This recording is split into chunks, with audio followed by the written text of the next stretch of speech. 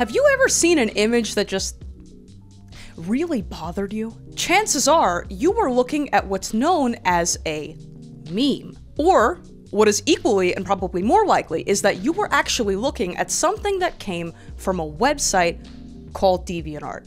Because it turns out that the internet is just crawling with images. Some of them are amazing and awe-inspiring, and they make you want to become a better person. Many of them are fan art of pregnant Sonic. And many, many more of them are extremely weird art of extremely questionable origin. And I can guarantee you that virtually every meme you have ever seen in your entire life is just a strange piece of art that got totally removed from its original context. But how could that be the case for so many memes? You might be wondering, what is the context then? Why is there so much religious art of Sonic the Hedgehog? Why did the internet once look like this, and then turn into this, and now it all kind of looks like this? And perhaps the most damning question of all, why does so much furry art look like that?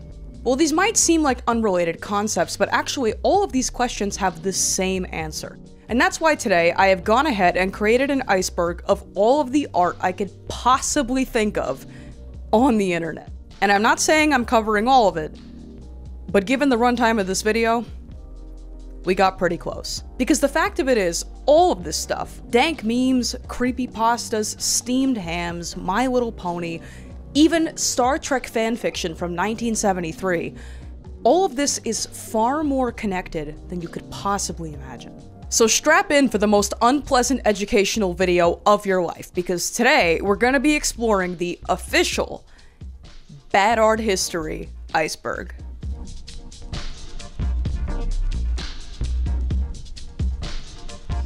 A quick preamble before we get into it. 1. I've designed this iceberg to be as beginner-friendly as possible, so you don't need any prior knowledge, and you don't need to be someone who's like permanently online all day to understand this stuff. And each level of this iceberg is gonna build upon knowledge from the previous one, so if you watch it in order, it should be pretty easy to follow. The point is that I want to educate you on why so much art on the internet is freaking weird, and I want to do it in a way that's actually entertaining and makes sense. 2. This iceberg is coming in 3 parts. Part 1 is what you're watching right now, Part 2 will be the bottom half of the iceberg, Part 3 will contain the deepest tiers of the iceberg, the nastiest, freakiest stuff that I could find on the internet. It will be free to watch on my Patreon, so you don't have to sign up, you don't have to pay any money, but it's just not something that I can or want to put on YouTube. And that is because of thing number 3. I'm done talking about fetish art, and I have a lot of pretty salient reasons for this. Honestly, there's just so much to talk about when it comes to art on the internet, and you guys are blowing up the channel like crazy, and I'm very grateful for this, but over the last few months, I have really gotten the sense that with the trajectory of this channel, talking about the grossest stuff on Earth is going to majorly hold the channel back. Also, it's scaring people off, and I don't want that. But I don't want this research to go to waste, and I'm not trying to just rug pull you guys, so like I said, the worst part of this iceberg will be its own uncensored video that will be free to watch on Patreon, and it's coming out after part 2. So think of this as a soft rebrand, or season 2, or the second act, or what have you. But thank you, as always, for watching this stuff regardless. And with that, let's begin. Tier 1. The Normie Sphere. Have you ever used the internet? Me neither. Let's begin this iceberg by going over some very basic concepts, beginning with websites. When I told you that we were explaining literally everything today, I meant it. So what is a website? A website is this thing that lives inside your computer, or your phone, or real life sometimes. It's getting weird out there. Anyway, a website is this thing that you can access that is designed to cause psychological harm to you and every other living being in the most efficient manner possible. Some websites are very generalized, some are very specific, and there's at least 100. And of interest to us today is a website called DeviantArt.com. DeviantArt is a website, alleged, that many people online might know as the premier destination to share artwork. The good, the bad, and the inconceivable. Oh my god. But the thing about DeviantArt is that for all of the good that it's done, and all of the careers that it has launched, and all of the amazing digital art that it's brought to the fore, it's also a website famously lacking any quality control. And without much exaggeration, the vast majority of terrifying artwork that we will examine in this series comes from this specific website. But why? Here's some backstory. When DeviantArt was first launched on August 7th of 2000, it wasn't really an art site at all. It was actually just a website where very techie, artsy people could upload something called a custom media player skin. So from day one, DeviantArt was always oriented towards niche interests. But the guys running this website realized pretty quickly the gap in the market, and they soon rebranded DeviantArt to be a general art-sharing website. And the consequences of this decision would be felt painfully by the entirety of human civilization. Over the next 2 decades, DeviantArt massively influenced the internet. It provided a free and open space for fandoms to thrive in the form of fan art, fanfiction, and artistic expression. It exploded what is known as the furry subculture. It visibly changed the internet. However, this came at a cost. DeviantArt infamously has no barrier to entry, so you get everything from genuinely amazing artwork to artists with clear signs of mental illness who obsessively upload art of Squidward being tortured, to some truly disturbing adult material.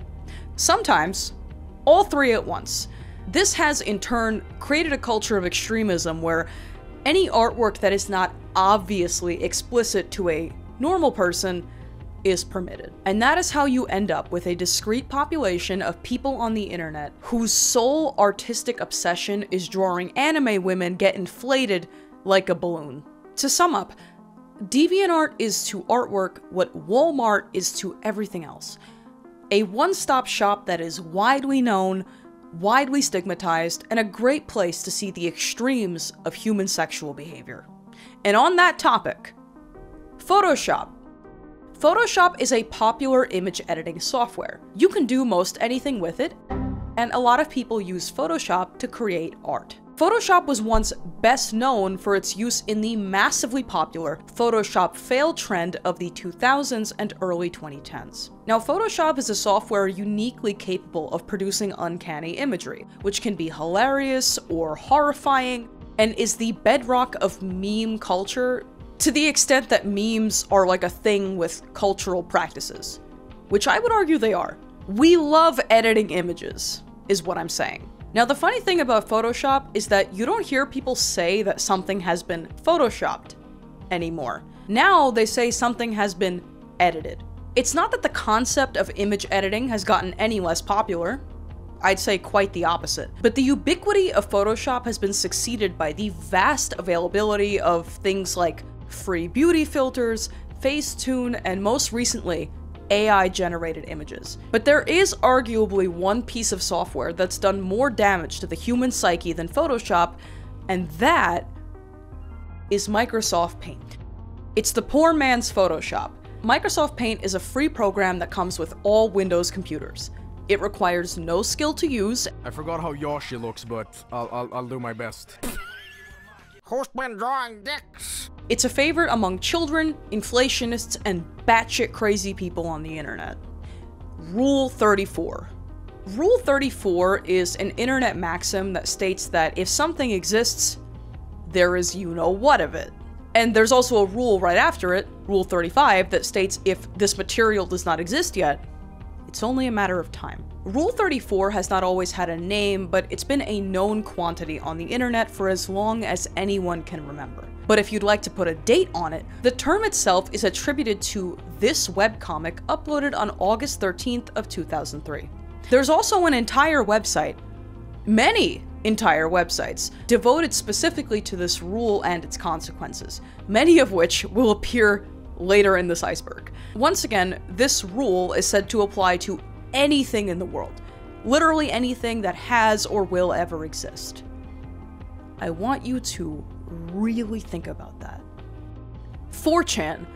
4chan is the image board ever. 4chan is a website that was launched in 2003 and has since then garnered a notorious reputation. Be it a site-wide appreciation for extreme Japanese artwork, the genesis of hundreds of memes, political extremism, raids, organized pranks, or the rare act of benevolence, 4chan.org either has it or has done it all. Nowadays, the website is a husk of its former self because widespread knowledge of its existence has sent a flood of new people in. Now, people say nowadays it's a CIA honeypot that is used to lure in extremists. I don't know if that's true, but as an outsider, it's pretty clear to me that the cultural relevance of 4chan has been over for quite a while. And if you're not a very online person and this is just a whole lot of words, all you need to take away is this. 4chan is full of adult material. Most of it is drawings, and most of those drawings are really weird. Furries. The subculture that needs no introduction. I'm sure 99% of you have a very clear picture in your mind when you hear the word furries, but for those who don't, here's all you need to know. Furries are members of a subculture whose artwork and visual aesthetics center around anthropomorphic animals. Some furries dress up in elaborate animal mascot suits called fursuits. Others just have a strong personal identification with or interest in a specific species. And many others still create furry artwork, which is a very, very non-specific term. It's actually a little bit hard to pin down where cool animal art ends and furry art begins, but you can generally distinguish it by these features. The inclusion of anthropomorphic animals, distinctly expressive faces with prominent eye whites, stylized body proportions, and a vague anime influence. A lot of the art on this iceberg is also going to be furry art. And if you're wondering why, well, it goes hand in hand with furries' biggest problem, other furries. Every fandom has bad actors, but the furry fandom in particular is radically accepting, and due to extreme hostility from those outside the group who just don't understand the culture, some furries are understandably hesitant to police their own. Some. Not all. I'm merely pointing out a known issue. I'm not trying to stereotype, I'm not like painting with a broad brush. But this is a lot to say. Furry culture online is pretty poorly understood and characterized by extremes. Extremes in talent, extremes in passion, and extremes in mating behavior. And this has resulted in some of the most terrifying artwork ever conceived by the human mind. Tumblr. Tumblr is the website ever, but for our purposes, Tumblr is a blogging website known for obsessive fandom, several very distinct art styles, and North Korean-style policing of language and dissent, especially in fandom spaces. Tumblr was once so massive that it actually had several universes of people who never even knew the other existed. So, in one pocket you had memes. There was a time once where Tumblr was a meme factory, and the examples are too numerous to cite, so here is a slideshow that I made.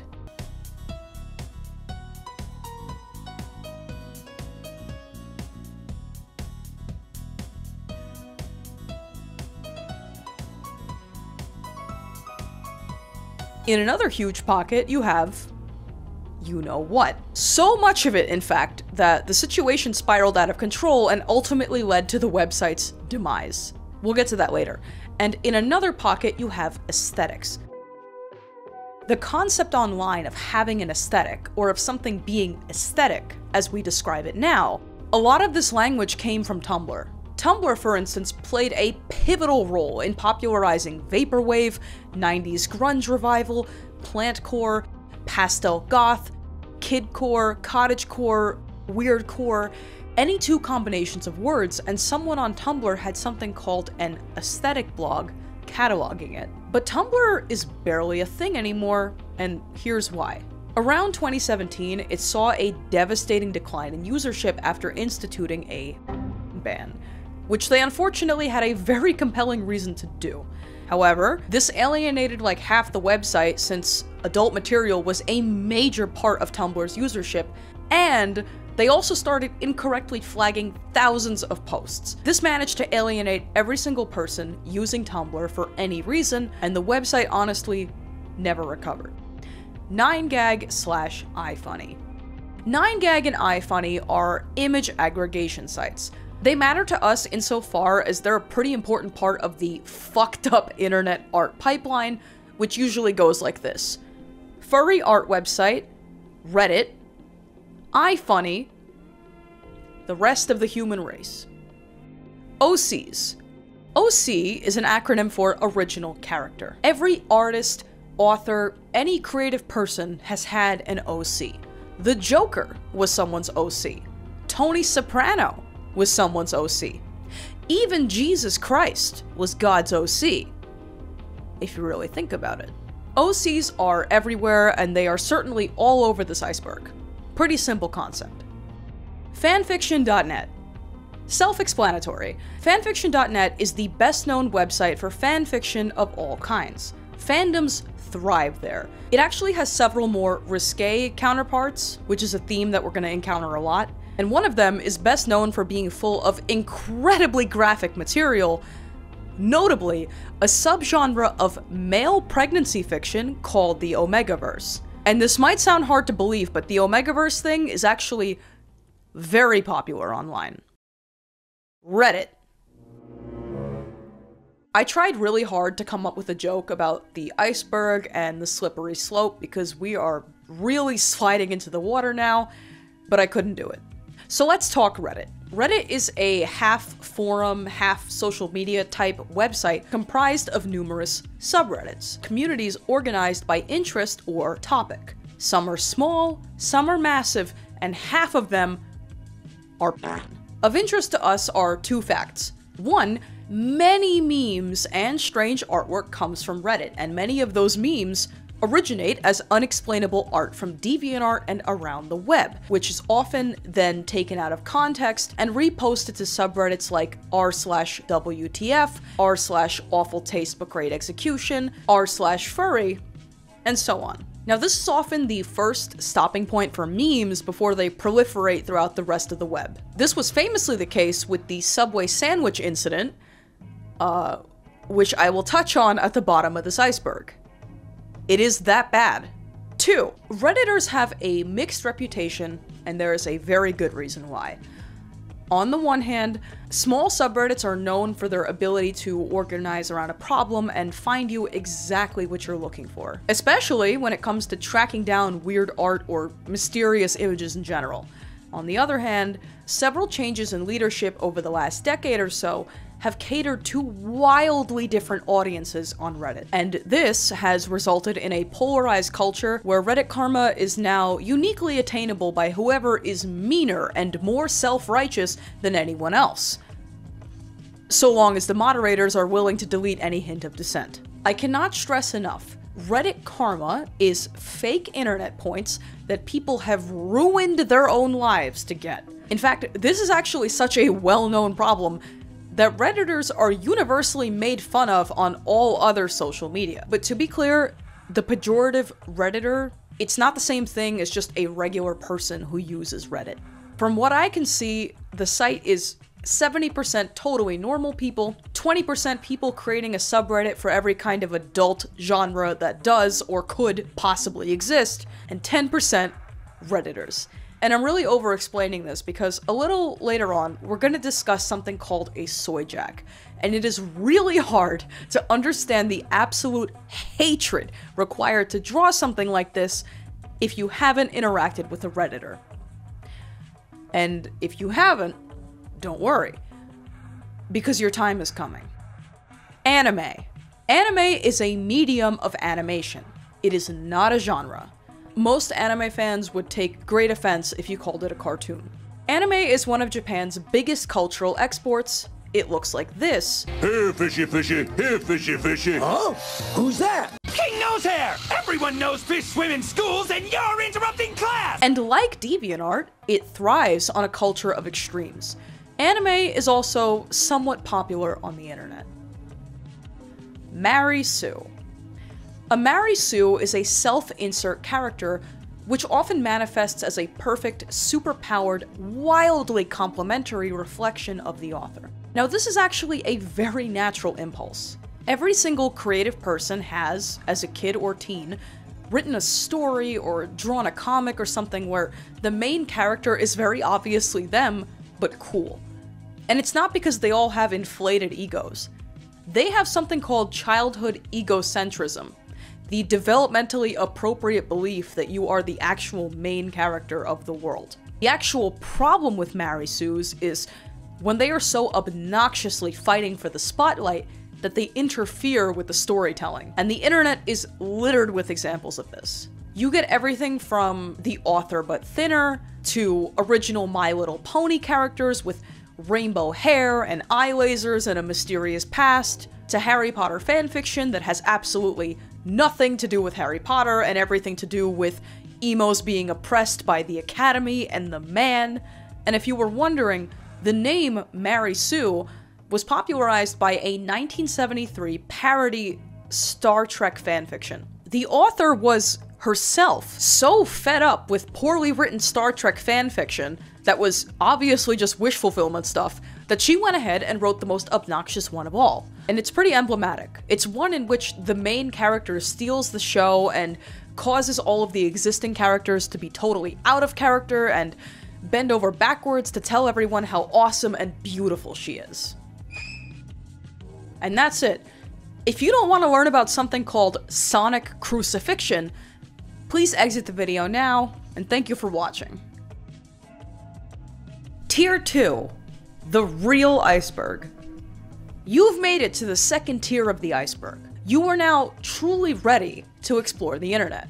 But be warned, this is going to involve the soul, the mind, and the body. But what good are we as internet explorers if we don't take basic care of ourselves? As some of you might know, I've spent the last month and change plumbing the depths of the internet literally 24/7 to put this video together. And honestly, between that and holiday shopping for all 3,000 of my cousins and aunties, it's taken a physical toll.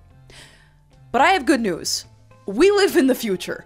And now, getting your daily vitamin dose is as easy as 1 scoop a day. AG1 is the daily health drink that combines your multivitamin, pre- and probiotics, superfoods, and antioxidants into one simple green scoop. And it's actually one of the easiest things that you can do to support your body every day. Balancing work life and home life and terminally online life can get pretty hard this time of year, but AG1 has really helped me stay consistent.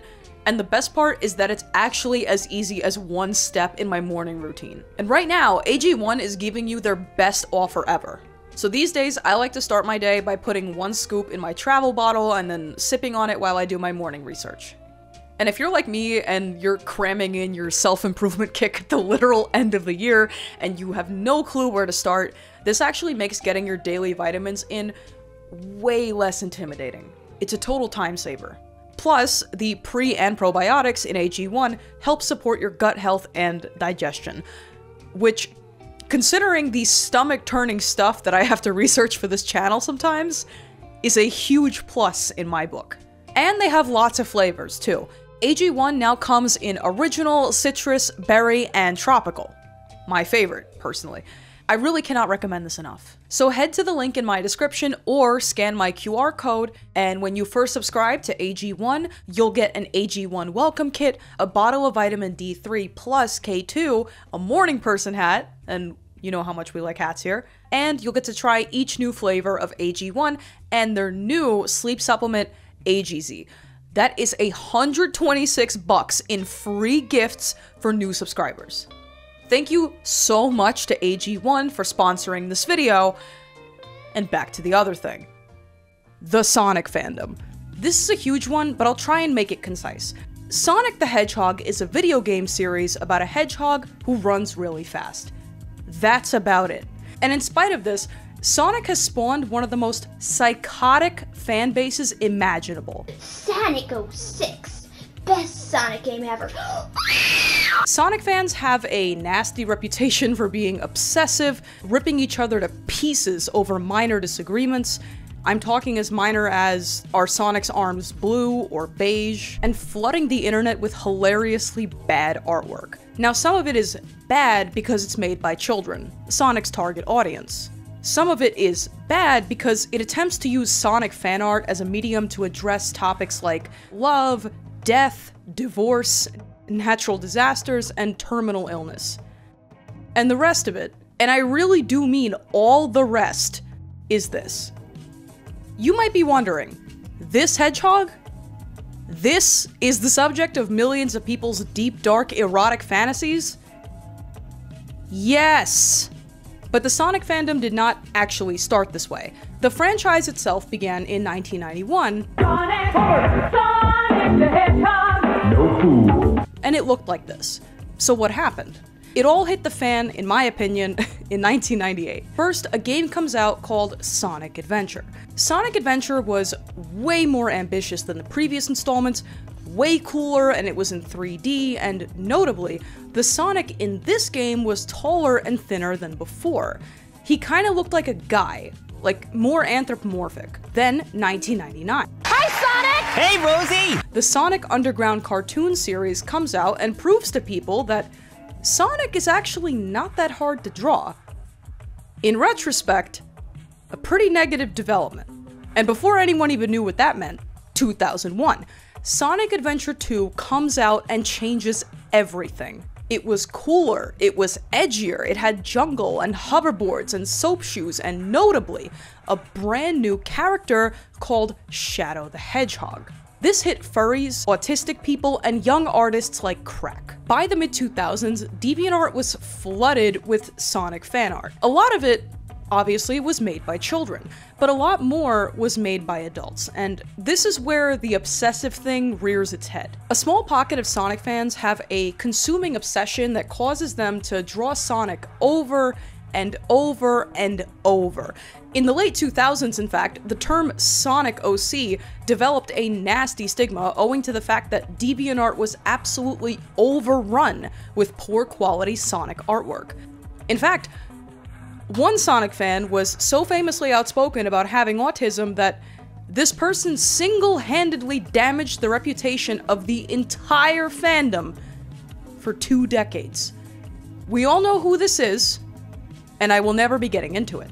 And this brings us neatly along to the other demographic of Sonic artists. Through an overlap of furry art and DeviantArt's famous lack of quality control, so much fetish art took on a uniquely Sonic twist in the mid-2000s that people got sick of it and they reacted by making their own stuff ironically. The only problem with this is that the ironic stuff is virtually impossible to distinguish from the real thing. There is a lot more to say about this fandom, and this isn't even touching on what Shadow the Hedgehog did to people psychologically, but if you take away nothing else, take this. The Sonic fandom is a scary place, and that's why every single tier in this iceberg contains copious Sonic art. Sonichu, the electric hedgehog Pokemon. Despite his appearance, he is not an official character. He has brought nothing but pain and destruction to everyone around him, and I'm leaving it there. Cold Steel the Hedgehog. Cold Steel is among the most classic OCs of all time, next to Sonichu. Nothing personnel, kid. Cold Steel, the Hedgehog. Cold Steel is a satirical take on edgy Sonic OCs. It's just that he's so accurate to the real thing that it makes you cringe reflexively anyway. Edgy Sonic OCs like Cold Steel really blew up in the mid-2000s due to the rise of emo culture, the availability of programs like Microsoft Paint, and, very importantly, the 2005 video game Shadow the Hedgehog. In this paradigm, Shadow rides a motorcycle, shoots a gun, and uses the word damn. I'm going to destroy this damn planet. This is a game in a series that very recently looked like this. Shadow showed a generation of awkward preteens how to embrace their inner edge, and in so doing, indirectly gave birth to Cold Steel the Hedgehog. Like Shadow, Cold Steel is quite the mystery, and don't be fooled by the signature. We don't actually know who drew this or when, and even though he's a joke character, he sincerely captures this period of time. Something awful, Something Awful is a general-purpose comedy forum, I guess. It's like kind of hard for me to nail down exactly what the stated mission was. In any case, they've been kicking since 1999. Now, Something Awful occupies a crucial role in internet art history. So they used to have a lot of these like roast threads where users would go dumpster diving on DeviantArt. They would save a whole bunch of the crazy artwork that they found there, and then they would repost it in these threads which exposed the truly weird side of DeviantArt to a massive new audience. An audience that was often primed to make fun of them. Famous examples from Something Awful include the Sonic Shadow Flesh Toilet, Sonic praying for the troops, Sonic fighting Jesus, this will come up again, and lots of extreme furry art. Now, forum culture is mostly dead these days, but Something Awful remains as active as ever, and I would know because I paid them $10 so I could research the Sonic toilet, and I still ended up getting it wrong. Pepe. Pepe the Frog is a drawing of an anthropomorphic frog who, contrary to his silly appearance, has a deeply divisive history, and this one is a pretty crazy topic, so I'm gonna try to be as objective as possible. He actually originates from a 2005 indie comic called Boys Club, which enjoyed relative popularity on MySpace and a website called Gaia Online. But it was this particular image of him that really got the people's attention in 2008. So in it, he makes a face and says, "Feels good, man," while pulling his pants all the way to his ankles in front of a urinal. And seemingly, billions could relate. Threadgoers on 4chan's B board, where anything goes and extremism sometimes foments, people on that board really took to this drawing, and before long, it had traveled from MySpace to 4chan to Something Awful to bodybuilding.com, of all places. Now, before 2015, Pepe was just another funny meme used to express sadness or happiness or extreme suffering at an airport. According to the meme encyclopedia Know Your Meme, Pepe posting was at one time so unremarkable that even Nicki Minaj was sharing Pepe memes on the gram, and no one really cared. But that all changed in 2015.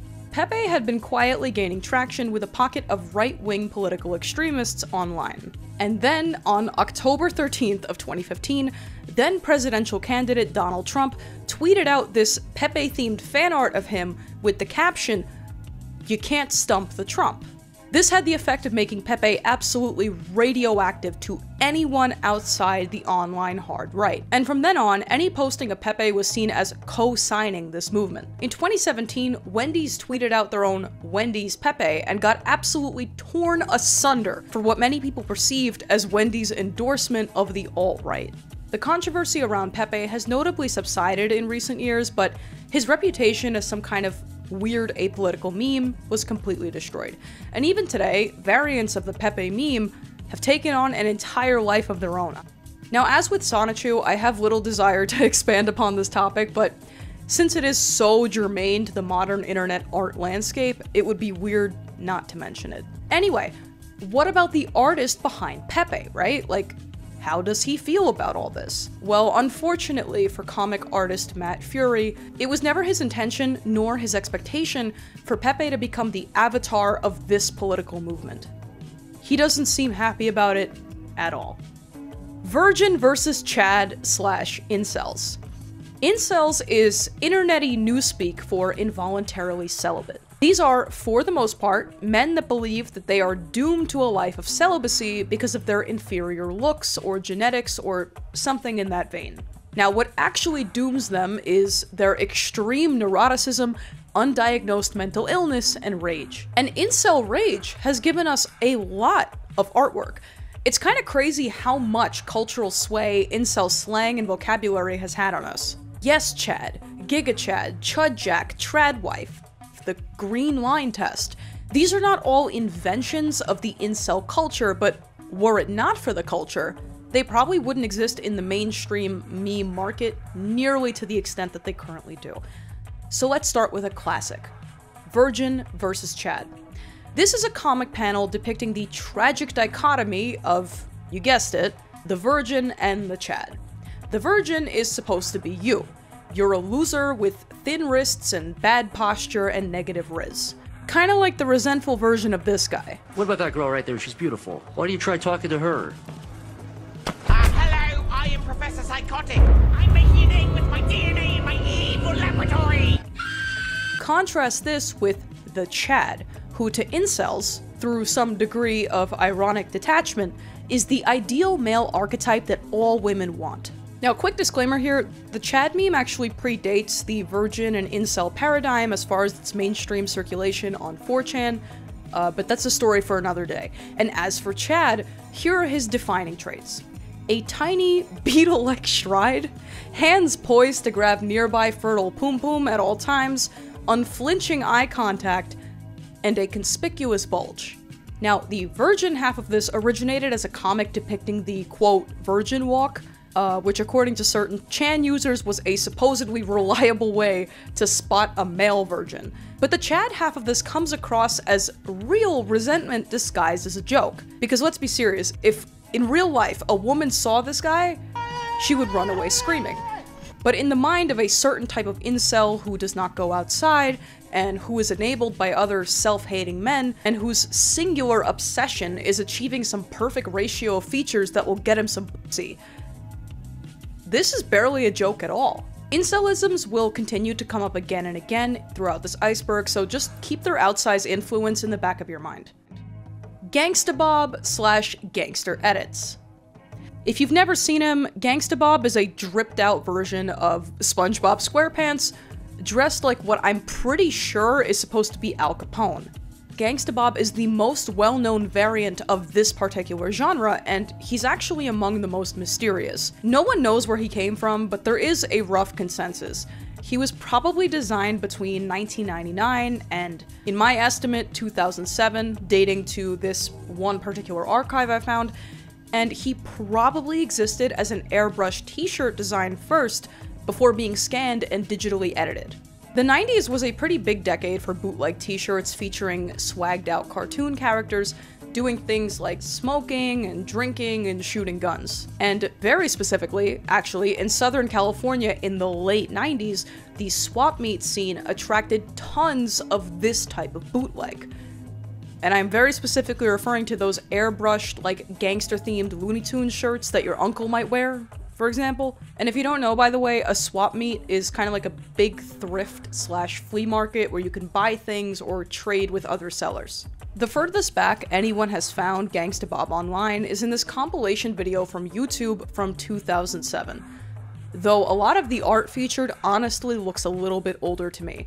And past that, there remains a single broken photo bucket page from 2008 that suggests that Gangsta Bob was being reposted online as early as 2007. And unfortunately, that's kind of it. We really don't know anything else. But luckily, this kind of thing actually has not gone anywhere. We have a modern equivalent in the form of those Rick and Morty and Walter White and the Joker Boardwalk t-shirts. And online, hard SpongeBob edits are a dime a dozen, especially with the advent of AI. Hello, bitches. Giga Chad. We are already back to the incelisms, so what or who is Giga Chad? Giga Chad is an offshoot from the Chad archetype that we just discussed. Only, the Giga Chad is even more Chad than Chad himself.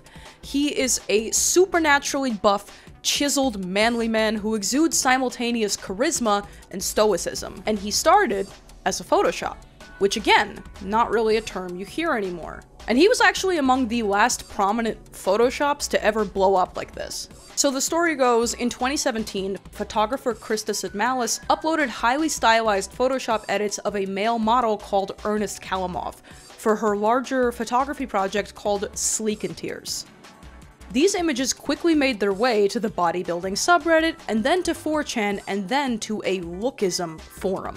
Lookism is a concept associated with incels.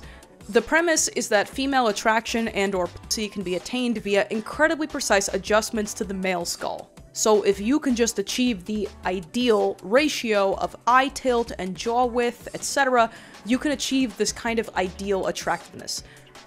This is, of course, neurotic and very naive, and totally discounts the emotional component of making a woman want you. I cannot stress enough, this stuff is really, really bad for you. But as you may notice, Giga Chad's features are so manly that he becomes quite grotesque. Now, the Giga Chad concept took off almost immediately because of the pre-existing Chad framework as introduced to many of us by 4chan, and it truly exploded in 2022, thanks in part to the mainstreaming of this whole incel thing. But Giga Chad isn't even really hitched to the incel cultural wagon anymore. He's just become a catch-all meme to represent being correct or willfully oblivious, even if you are obviously in the wrong, someone who embraces a position without pretense. He's like an it girl for men, that's pretty much it. And people continue to make more and more extreme versions of him to this day, often to hilarious effect. Creepypasta. A creepypasta is an internet campfire story or urban legend. It's supposed to scare you. It derives its name from copypasta, which is a very, very old term, and it means an enormous or hilarious or offensive body of text that gets copy-pasted around in comment sections for laughs. Some are short, some are long, some are genuinely fantastic.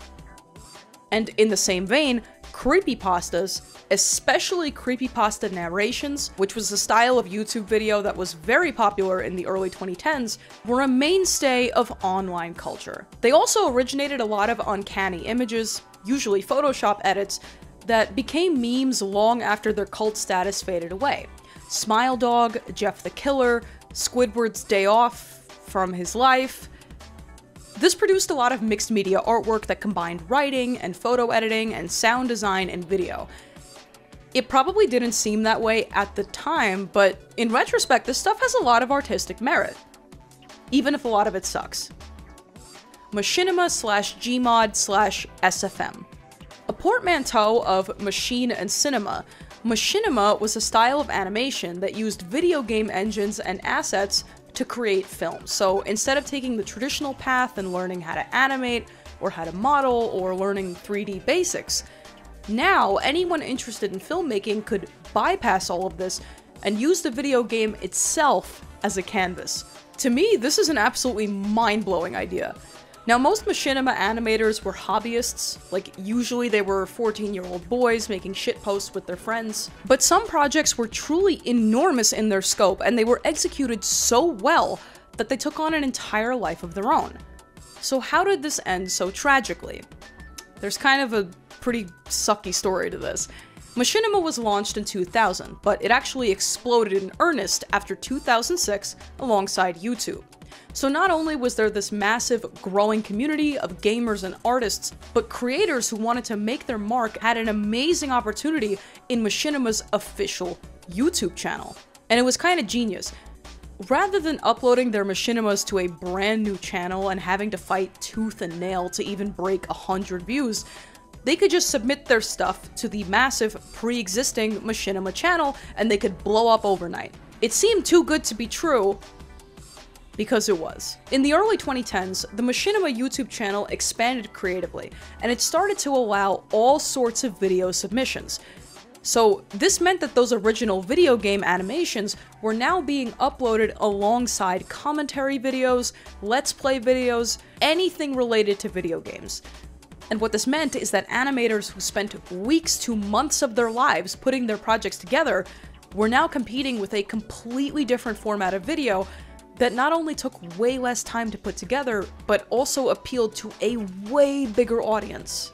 Well, you see, silly buns, we throw your video that you worked hard onto our channel where it will be mixed with 100 other videos in the same hour, and get less views than it would have on your channel. This way our company looks good and has more videos, hence more views, hence more money, hence we own you! We own you! It was a losing battle. And when the OG Machinima animators saw the writing on the wall and sought to start publishing their work somewhere outside of the Machinima YouTube channel, tough luck, because many of them had actually signed contracts giving Machinima ownership of their artwork forever. And mind you, these were contracts that they signed when they were like 13 years old. It goes without saying, this is a very predatory practice and it was a total scam. But plenty of animators had already made a name for themselves through their work with Machinima. So for a lucky few, they were able to rebuild an audience outside of that. But many more were not. And come the mid-2010s, Machinima started having much bigger problems. Because of these predatory business practices, a lot of creators abandoned ship. But then AT&T came along in 2018 and said, hey, we'll buy your YouTube channel and associated platforms. We have AT&T money. It'll be fine. And then, in January of 2019, with no warning whatsoever, fans awoke to discover that Machinima's YouTube channel had been wiped. Years of other people's work, their childhood memories, deleted at the behest of a faceless corporation. The channel wasn't actually deleted, to be clear. They just privated every single video and then they quietly deleted it later. I cannot sufficiently express my contempt for this decision, so I'll leave it there. There's an excellent Reddit post that breaks down everything that went down with Machinima in granular detail, and I've linked it below if you want to read. Moral of the story here. Back up everything you make. Everything.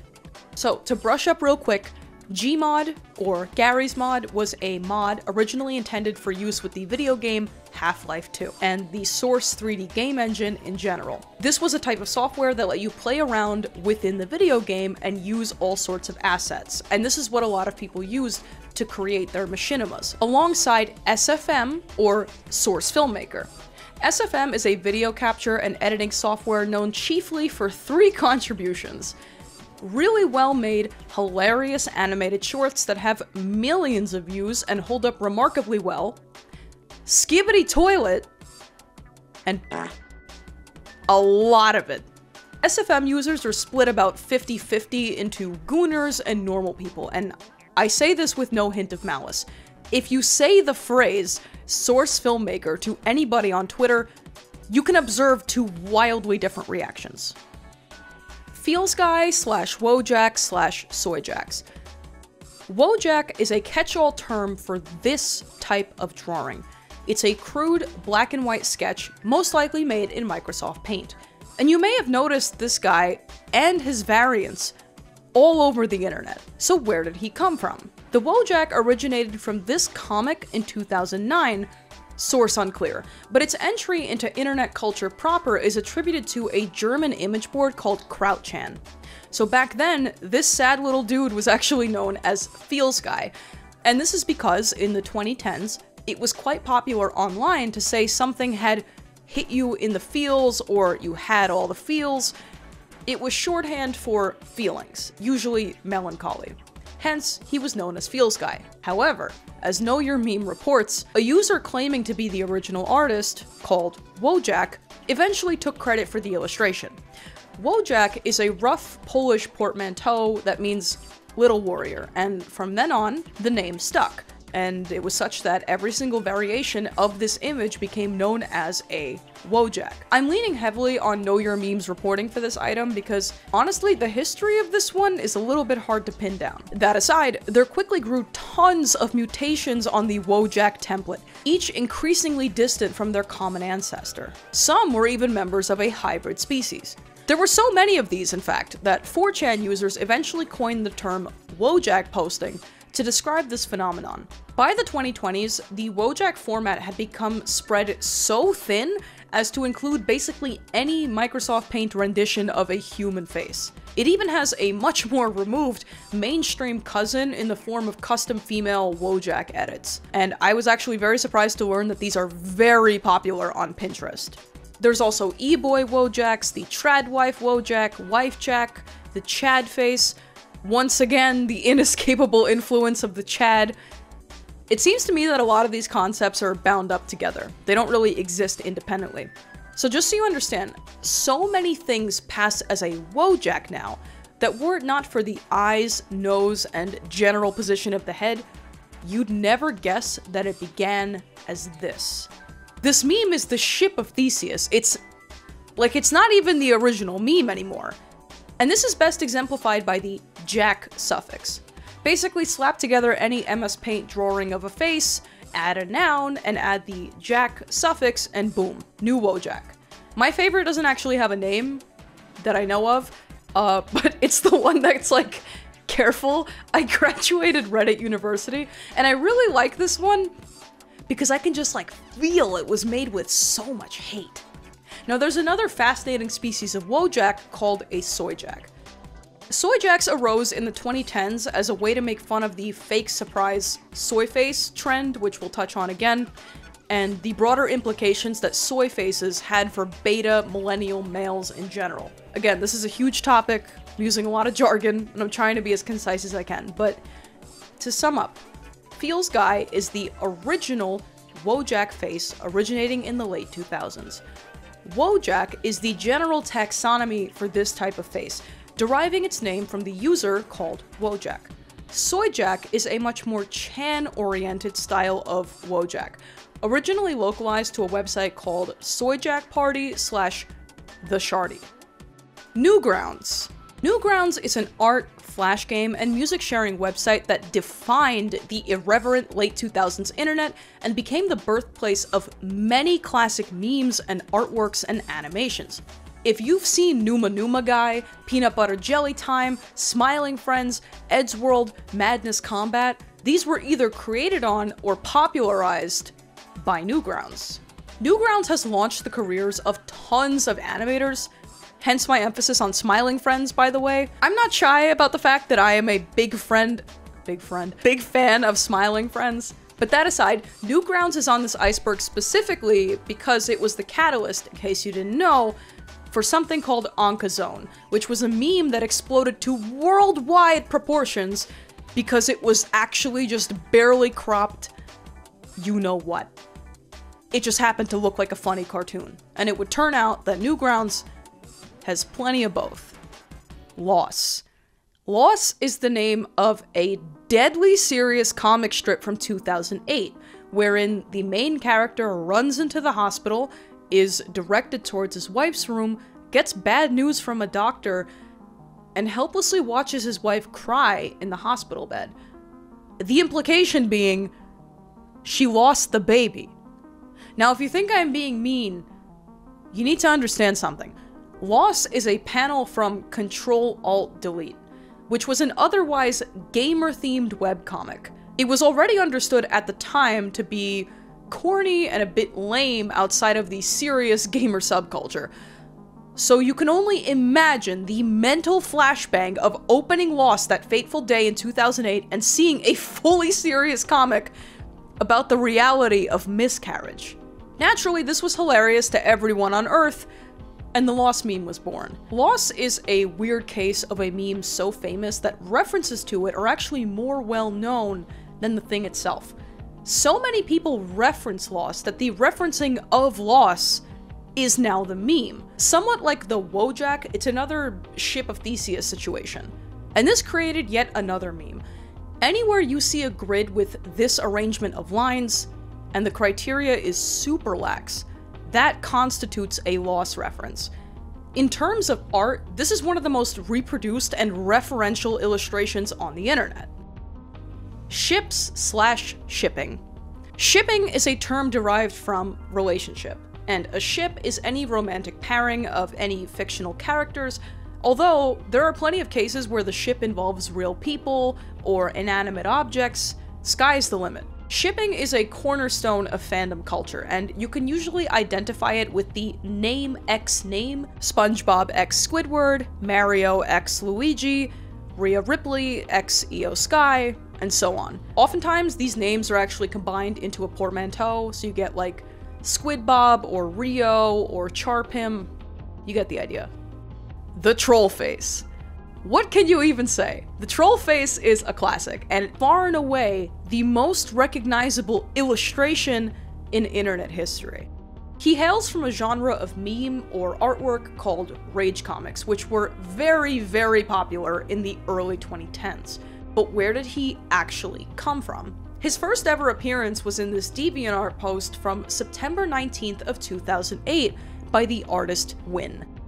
As the name Trollface suggests, this is the facial expression one might pull when epically trolling someone online. Though it actually should be noted that the original context of the Trollface in this comic represented how a troll thinks he looks like really badass in his head, as opposed to looking very silly and triggered in real life. Regardless, the Trollface changed the meme game forever. when the word meme actually started to penetrate the mainstream outside of the internet. This was what a lot of lay people envisioned a meme to be. There wasn't the understanding yet that meme was a genre unto itself. He was just the meme. And like many ancient drawings that became huge memes and then faded from relevance, the troll face has actually experienced a post-ironic renaissance over the last few years. Specifically, people started depicting him not as a troll, but as like a guy suffering paranoid schizophrenia being hunted by the feds. He's also been the subject of this very specific genre of TikTok video where 9-year-old boys like flex on other 9-year-old boys by having a cooler and scarier and more epic style troll face edit. It's kind of like a creepypasta now. There's a lot going on thematically, and this is something I would like to revisit in a future video. Tier 3, the very online tier. Now we're gonna start getting into memes and artwork from subcultures and subcultures within other subcultures, and exhaustive knowledge of the previous 2 tiers is pretty foundational to understanding this stuff. So let's get started. YTPs, also known as YouTube poops. YouTube poops are very close to my heart. So if you don't know, a YouTube poop is a type of mashup made of pre-existing media, and it gained enormous traction in 2006 alongside the explosive growth of a new video sharing website called YouTube. This is the recent ancestor of what many people today call brain rot, although I would argue it's not really the same thing. Brain rot does actually rot your brain. This is my actual screen recorded Instagram Reels algorithm. I did not edit this. YouTube poops are a much more intellectual exercise. Anyway, a typical YouTube poop consists of clips from cartoons or video game cutscenes edited with tons of effects and eye-bleeding visuals. Usually, the clips are played at 200% speed, or they're slowed way down and just looped over and over. And honestly, YouTube poops were a lot of people's introduction to video editing via the Windows Movie Maker software that came pre-packaged with all Windows machines. The more ambitious edits featured sentence mixing, Dear beautiful plumbers, I'm going to fuck you. Really creative use of green screen, and era-defining memes of the late 2000s, such as Pingus, Hotel Mario, Ouija, and so on. One of the first videos I actually ever saw on the internet in my life, I didn't even fluently speak English when I saw this one, fun fact. It was a Krusty Krab pizza themed YouTube poop, where they took the last like 2 minutes of the Krusty Krab pizza episode and just played it over and over. Hope that explains anything. If anyone can find this, by the way, please let me know. I have never been able to track this video down. Mpreg/yaoi. Mpreg is shorthand for male pregnancy, a thriving subgenre of fanfiction and fanart. It appeals most broadly to female fans because for a lot of them, it gives them an outlet to explore a typical straight relationship without the power imbalance and those pesky real-life constraints. Sometimes it's a titillating thing, and other times it's just a joke thing. And one time in particular, it was the premise of a 1994 family comedy where Arnold Schwarzenegger gets pregnant. Now, yaoi refers to a broader category of male-on-male fanfiction and fan art, and over time on the internet, it's just become shorthand for the word gay. Also, honorable mention, if you don't know, these are called yaoi hands. Some yaoi art has a tendency to use very exaggerated proportions, and this typically results in tree trunk necks, tiny little heads, and hands the size of a car door. This has fallen majorly by the wayside since the 80s through the 2000s, but it's a quite endearing and very recognizable design choice. If you're seeing it, you're probably seeing yaoi. Fur Affinity. Fur Affinity is an art-sharing website roughly equivalent to DeviantArt, but for furry stuff. But unlike DeviantArt, Fur Affinity expressly allows explicit artwork, so a lot of the weird furry art that you might see floating around online, it actually originates from this site. And as a rule of thumb, if you see any furry art, you know, just like floating in the ether with what feels like an inappropriate or outsized emphasis on an odd aspect, you know, maybe the feet are really detailed, or the mouth and teeth are very, very detailed at the expense of like the entire rest of the artwork, or there's visible steam emanating off the furry's body for seemingly no reason. It's probably exactly what you think it is. Soy Jack's pointing. This one should be easy to understand now that we've established the Soy Jack lineage. Perhaps the most well-known variant on the Soy Jack species, two Soy Jacks pointing refers to this traced illustration from this photo, which was originally posted on February 3rd of 2020. Which is crazy recent, by the way. This feels like it's been around for way longer. Let me know in the comments if you thought the same. I literally could not believe this was only a few years old. Anyway, the original context is that animal rights activist John Oberg, the person who issued that original tweet, he posted this image of himself and his friend marveling at the new vegan fried chicken offering at KFC. But unfortunately for our protagonists, they both happen to perfectly strike the ultimate soy face, a trend that, if you recall, was already nearly universally hated for years before this photo was ever taken. The image soon spread to Facebook via disconnected groups and posts, but it didn't truly blow up until the summer of 2020, when it inevitably made its way to 4chan, the Q&A board specifically. Only now, it manifested as the much more recognizable masterpiece that we know today. A traced Microsoft Paint illustration depicting a classic Reddit moment. And to be clear, neither this illustration nor the photo originating it actually had anything to do with Reddit or with Redditors. It just bore a very unfortunate resemblance to the way Redditors kind of are. Dank Memes/MLG. Dank memes is the name of a meme and internet culture paradigm between 2014 and about 2019 that flourished in particular on Reddit and in YouTube compilations. It's actually crazy how discrete a period of time this was. You can see for yourself the precipitous fall off of dank memes just via Google Trends. Seriously, look it up. When you see people online reminiscing over how amazing 2016 was, a lot of them are actually referring to this phase of dank memery. So what is it?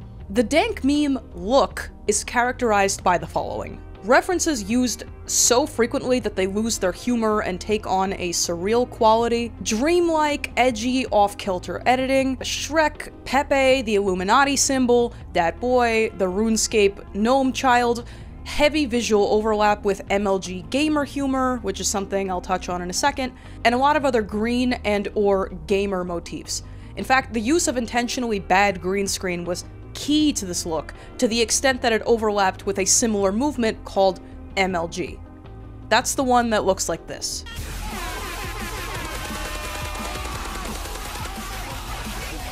This is a really dense topic, but suffice to say, dank memes was a once very popular, surreal, self-referential aesthetic that became synonymous, incorrectly, I might add, with tons of other memes. And if this sounds a little bit abstract to you, here's a visual aid. This is basically what it looked like. All meme eras have a particular look to them, but the dank meme one demonstrated a degree of artistry that was very surreal and recognizable, and I would say pretty ambitious, even if it wasn't really meant that way. And to touch on MLG really quickly, MLG stands for Major League Gaming, which insofar as it's an aesthetic, coincides with the rise of Let's Plays, especially those featuring first-person shooters, and this popularized a bombastic editing style that matched the frenetic pace of these games. The mixing of game references, absurdism, and the rainbow everything we had come to expect from the early 2010s created a very recognizable and very annoying internet landscape. And I say that with no hate in my heart, by the way. Part of the curse of being so recognizable, especially as it pertains to the aesthetic of dank memes, is that it aged horrendously. Fanime. I love this one. If you grew up in the early 2000s, then you are probably familiar with fanime, even if you called it another name. And if you did, fanime is just fan-made anime. So what is this about? Throughout the 2000s and especially into the 2010s, anime was seriously gaining steam in the West, thanks in large part to those adult programming blocks like Toonami and Adult Swim, which aired anime on weeknights after the cartoons ended. In no time at all, the anime subculture online exploded, and with that came many young fans who dreamt of making their own anime and moving to Japan and becoming king of Japanese people. But making your own anime was much easier said than done. And in spite of the fact that everybody swore they were sitting on the next Naruto, in spite of the fact that Microsoft Paint was free and widely available, for some reason, virtually no one could make anything that looked better than this. Well, I just happened to be walking by, and I saw you two lovely ladies walking. How you doing, kawaii neko girls? Yeah, rar. This is a satire fanime, and it might be hard to believe, but this show is actually better produced than the thing it's making fun of. Also, I have a personal connection with this. I was in grade school in the early 2000s, and I used to get in so much trouble because I would wait till my parents fell asleep, and then I would like sneak downstairs and turn on Cartoon Network to the absolute lowest volume and just sit like right in front of the TV so I could hear it. And I would watch these weird, crazy, violent cartoons that they would only show after 8 p.m. In retrospect, I realized I was watching Bleach, Zatch Bell, and Paranoia Agent, and even though I was never able to get into anime, it nevertheless really influenced me.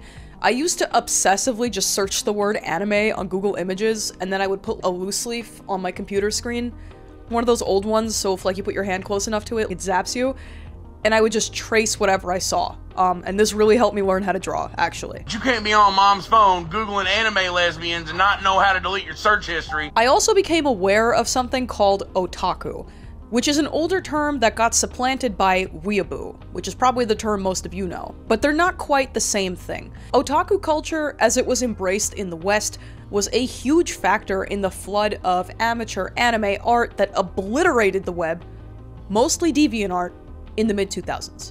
And if you don't know what any of this means, and it all sounds like a bunch of jargon, in the most polite way, otakus in the 2000s were mostly weird kids who secretly hoped that they turned Japanese in their sleep. Like many kids growing up in this very specific moment in time, I didn't really understand what anime was, but I watched cartoons all day, I knew I wanted to make some, and then suddenly I discovered this thing called Toonami, and all my friends' older siblings are showing us this crazy cool thing called Naruto, and even, you know, they were so cool that they were even casually throwing in Japanese words into their everyday speech. And to an 8-year-old who had just graduated English as a second language, this was the coolest shit in the world. So to wrap up, fanime was an obscure subcategory of animated anime fan art in the 2000s. A lot of it sucked, and all of it was awesome.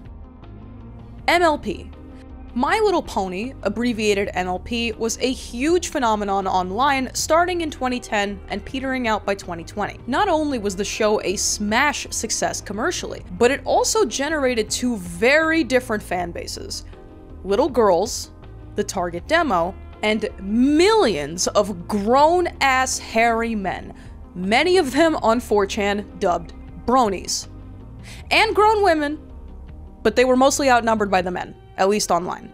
The scope of the brony fandom is very hard to overstate. On the one hand, you have thousands of incredibly heartfelt pieces of fan art, cosplay, creepypasta, animations. The fandom was at once dangerously committed and also incredibly protective of the show. It was a phenomenon unlike any other. On the other hand, you also had thousands of people that discovered that they liked jorking it to My Little Pony, and they would stop at nothing to let literally everyone know, including the actual target audience for this cartoon. There's a well-known image board among the adult brony fandom called Derpy Boru, teeming with all sorts of adult art of anthropomorphic ponies. Christian Sonic art. Like the 5 pillars of Islam, one of the central pillars of the Sonic fandom is the creation of Christian Sonic art. Popular themes include Sonic praying, Shadow at the cross, Sonic present at the crucifixion. Christian Sonic art tends to come in 2 flavors. The first is sincere artwork often made by children in strict Christian households, where video games were highly scrutinized, if not forbidden altogether. This was definitely a much bigger phenomenon in the 90s and early 2000s in general, and I would hazard to guess this was probably mostly an American thing. If you're a Zoomer or young millennial, you might have had a friend who wasn't allowed to play Pokemon games because they referenced evolution, or wasn't allowed to read Harry Potter because of its themes of wizardry, or wasn't allowed to watch SpongeBob because it featured talking animals, etc. But for the most part, Sonic didn't have any demonstrably un-Christian themes that parents would object to. Hence, he was usually allowed, creating in many of these kids' minds the impression that Sonic was the epitome of cool. Way past cool, huh? After all, it's not like they had any other video game to compare to. And it seems to me that the smarter kids probably realized they could launder an interest in Sonic through something their parents would have to approve of. Jesus. But most kids probably weren't thinking about it too deeply and just wanted to combine the two big things in their life: Sonic and Christ. And that's how you end up with a whole bunch of Microsoft Paint illustrations of Sonic weeping before the might of Jesus. The second flavor Christian Sonic art comes in: edge for edginess' sake, especially post-release of Shadow the Hedgehog in 2005. The internet loves nothing more than corrupting a sacred cow, be it Christianity or mortality or childbirth, and taking it to an edgy extreme. Hence, joke art of a muscle-bound, oiled-up Shadow praying to Jesus. And like 100 other works in the exact same vein. The really interesting aspect of this entire phenomenon is that there's no reliable way to tell what is and isn't joke art. You have to actually look at the artist's profile and use your gut a little bit, but here are some famous examples that I am 100% sure mean it. Sonic crying, praying before a wall of blood with his mouth taped. Sonic wearing a prominent gold cross, praying as Shadow goes like rock climbing. Sonic doing a supercharged prayer in some grass. Now, as it happens, these are all completely serious and all the artwork of DeviantArt user Cold1for Jesus, who is among the single biggest Christian Sonic influencer. He was a pretty frequent flyer on those Something Awful art roast threads that we mentioned back in the day, and this was very likely the catalyst for his artwork bleeding out into the wider internet. And if his art style looks very familiar to you, by the way, that's because Cold1for Jesus made another pretty famous illustration. Not a Christian one, necessarily, that we'll come back to in a deeper tier. In any case, Christian Sonic art is a fascinating look into what happens to the human mind when creative passion is constrained by mom and dad, and the only way to squeeze it out is through Sonic the Hedgehog. Furry parents fighting. Furry parents fighting is a drawing seen by millions online over the last few years, but if you specifically haven't seen it, it's an illustration that depicts a nondescript furry child crying as his parents fight in silhouette. And the implication is pretty clear. Dad is a drunken tyrant, and the family is falling apart. And if your instinct was to assume that this was intentional joke art, what with divorce and trauma and the furry art style, you'd be dead wrong. Here's the actual story. This was originally posted on June 1st of 2016 to Fur Affinity, the furry art sharing site, and it was a sincere piece of vent art. The title was Trauma, which is a pretty good indication. However, it wasn't even 5 seconds before somebody saved this anonymously and reposted it to a website called Narunapulla, which is like the Finnish analog to iFunny. And the nondescript furry cat was out of the bag. In 2017, furry parents fighting blew up in earnest on Reddit once people started adding their own captions. The framing of the image changed from that of really stylized but emotional art showing sincere distress to the exaggerated reaction that you might have when two people in your group chat start fighting. And the meme was born. Forever after, anytime two people or two fandoms or two whatever argue online, this image inevitably shows up in the comments. Tatu Japa, the furry artist behind this image, is a very, very talented illustrator whose online portfolio is so extensive that few people in her fanbase seem to be aware that she originated a pretty mainstream meme. So shout out to Tatu Japa. She deserves all the praise. Backrooms Extended Universe. The Backrooms is a fascinating concept that plays off a specific brand of nostalgia most anyone can relate to. No internet required. The Backrooms originated in 2018 as a single post on 4chan's paranormal board. This strangely familiar photograph. And then, in 2019, another user reposts the image and adds to it the narrative that would launch the Backrooms as a concept into the stratosphere. And it goes like this.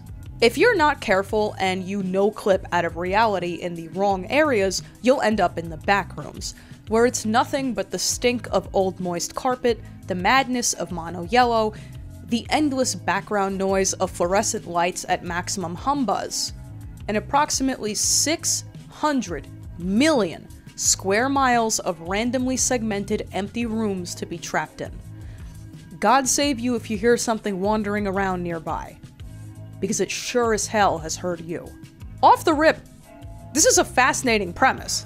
To start, to no clip out of reality borrows a concept known to anyone who's played a video game. Sometimes your character can clip out of the established game map and get stuck in unfinished areas of the game never intended to be seen or traversed by the player.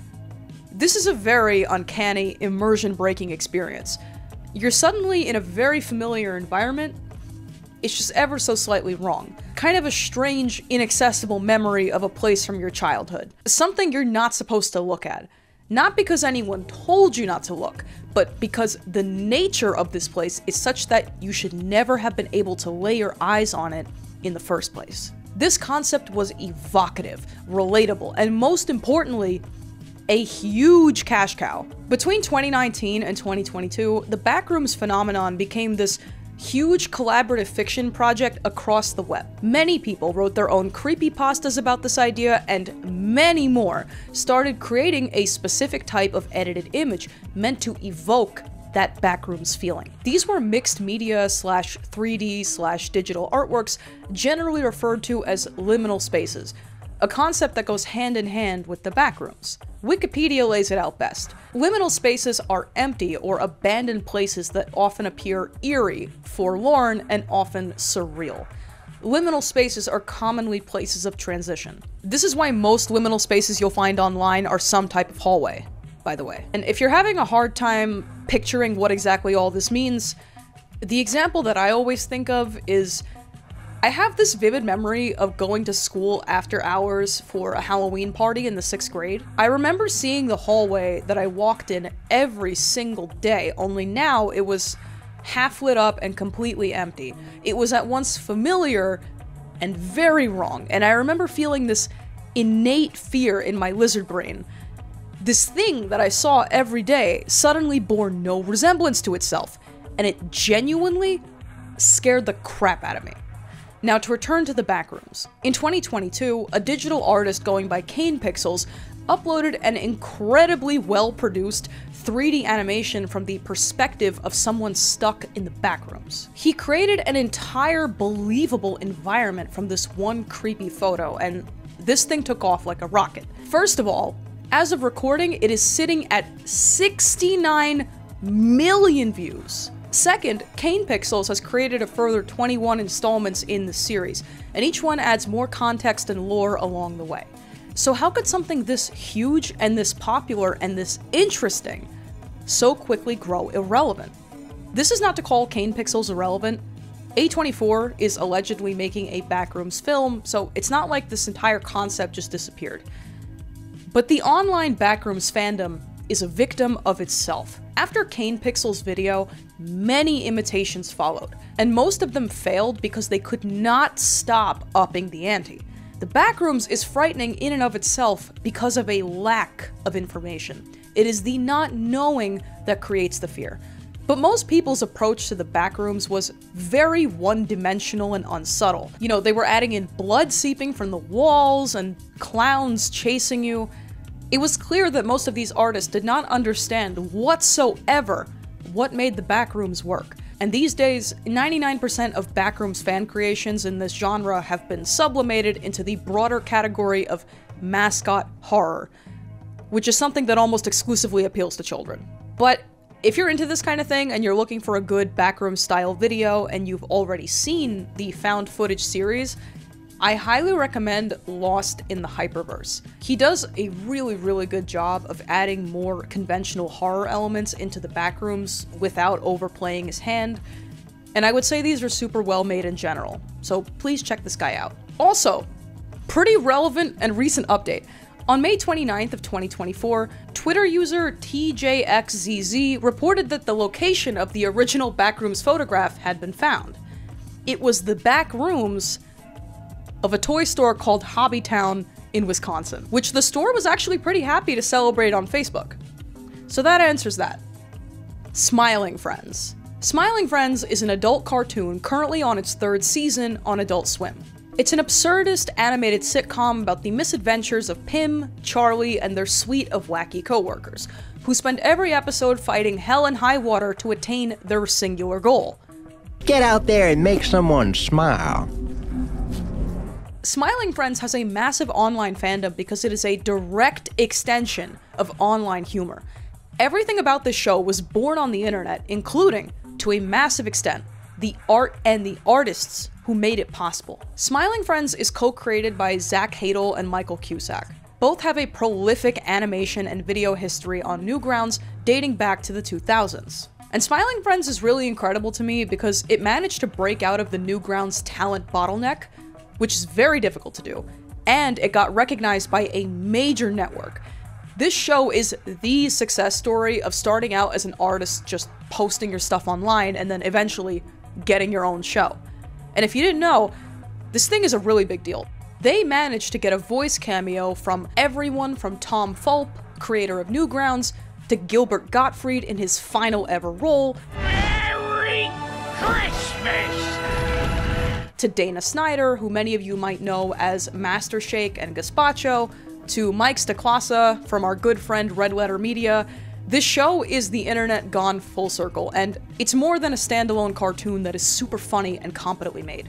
And one of the reasons I've put it on this iceberg is because I have had the immense privilege of getting to know some of the cast and crew on the show, and these are some seriously talented people. And crucially, a lot of them got the job simply because they posted really funny art online. And in the spirit of having once been a starving internet artist myself, I want to take a second to shout some of these guys out. Ren the Monkey is a character designer, probably best known for his Smiling Friends rendition of this event. Donk.tk is a Newgrounds veteran who's done tons of character design work on the show. Here are some of his design sheets. Danny A. Reyes is an animator who did a ton of work on seasons 1 and 2, who worked on the Mr. Frog episode, and did cleanup work on this really funny sequence. And Christina Mastalovich isn't someone I got directly in touch with, but if you're a fan of Smiling Friends, you should know that she is the mastermind behind these illustrations. The Mr. Frog Epstein thing? That was Christina. Mistakes into Miracles. Mistakes into Miracles broadly refers to any fan art of a fictional pregnant couple where 9/11 is somehow involved. Oftentimes, it's the man that is pregnant, and the wreckage of the towers can usually be seen in the background. This is an amazing time capsule of a particularly edgy phase of recent internet memory, when joke art of Shrek making out with Shadow the Hedgehog was a new and revolutionary concept. In other words, the mid-2010s. Fun fact about that, DeviantArt user Chimera was like single-handedly responsible I think for the popularity of this entire thing, which is really weird because this is just how things go on the internet. When you see very weird particular art, a lot of the time it's like one person making 95% of it and then the other 5% is people ironically trying to rip it off. So how does something like this even come into existence? Believe it or not, this all started as a completely innocent piece of SpongeBob fan art. In November of 2008, DeviantArt user SpongyGirl92 uploaded yet another in a series of drawings of her favorite guy, SpongeBob. Of interest to us is this illustration of SpongeBob hand in hand with a heavily pregnant Sandy. Off to the side is the caption, "Mistakes into Miracles." So the subtext is pretty clear. Now, SpongyGirl92 had no way of knowing that this would become the subject of intense parody, but a little under 4 years later, in the spring of 2012, Redditors got their greasy paws on it and immediately added the burning Twin Towers in the background.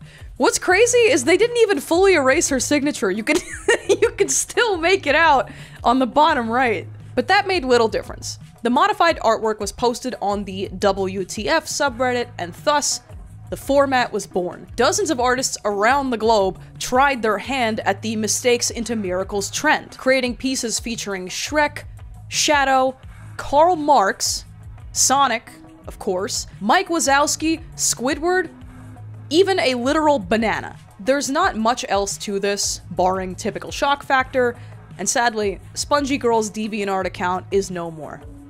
Can't imagine why. Amogus.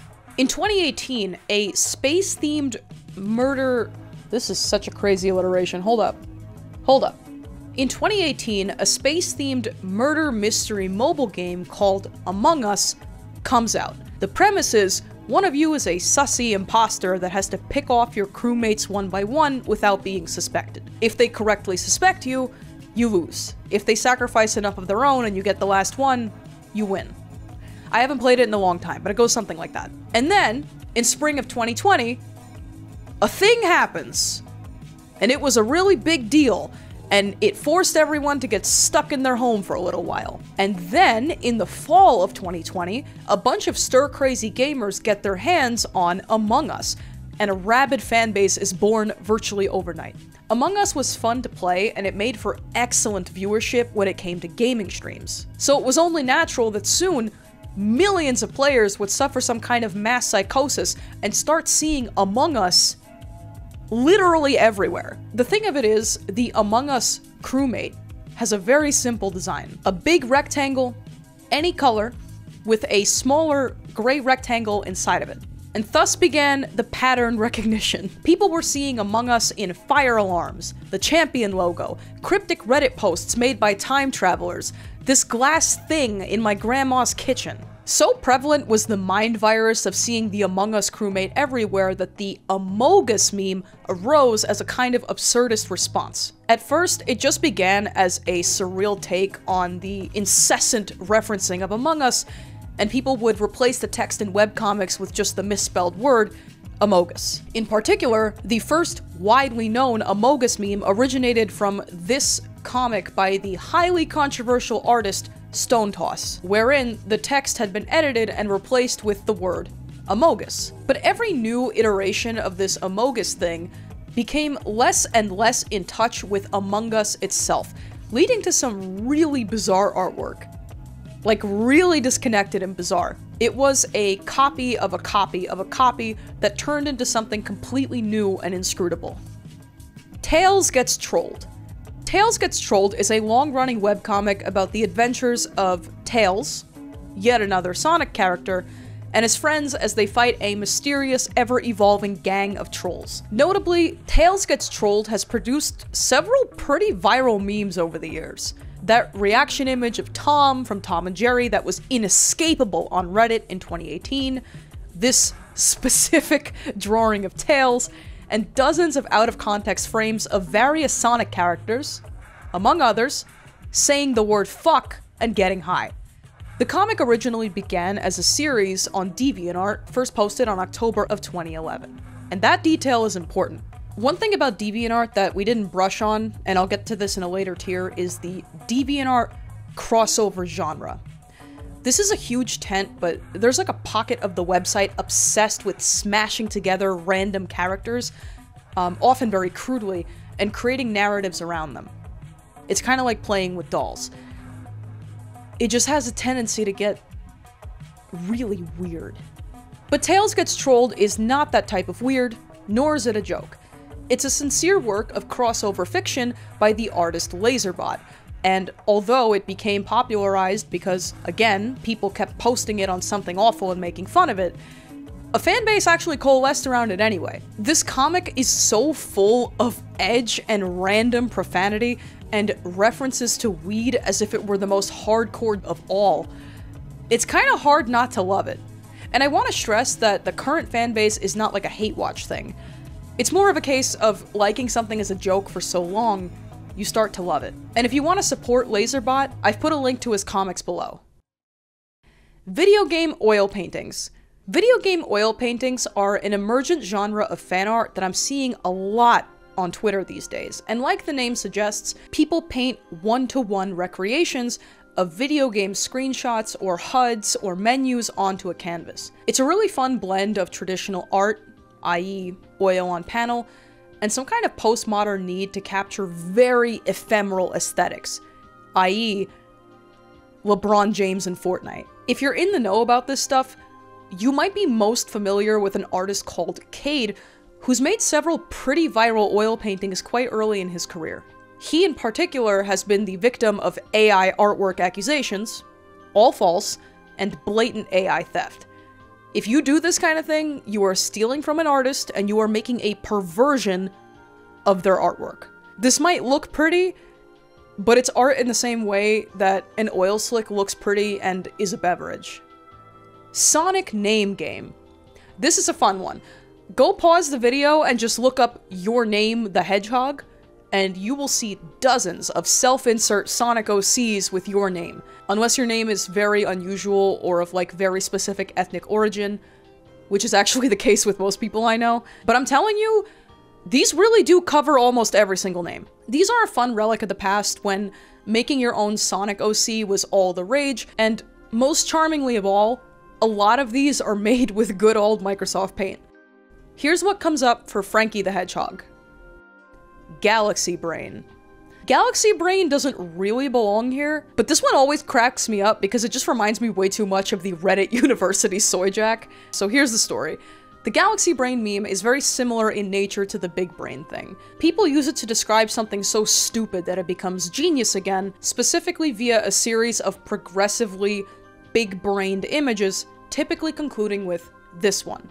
But who made this, and where is it from? Galaxy Brain as a meme actually had its origins in the dank meme aesthetic era. Specifically, it's attributed to this post from Reddit where the user contrasted progressively elaborate ways to say the word who with progressively bigger-brained images. And if you were wondering, the image itself is actually just a stock render from iStockPhoto.com, uploaded on June 2nd of 2012. Tier 4. It's getting weird. Mike and Melissa. Mike and Melissa, or Mike Goes Crazy, is the infamous pilot episode that was animated, acted, and produced by Mike Chenoweth in 2010 for his college class. It never actually made it past the pilot stage, but supposedly this was gonna be one episode of many, or at least a few.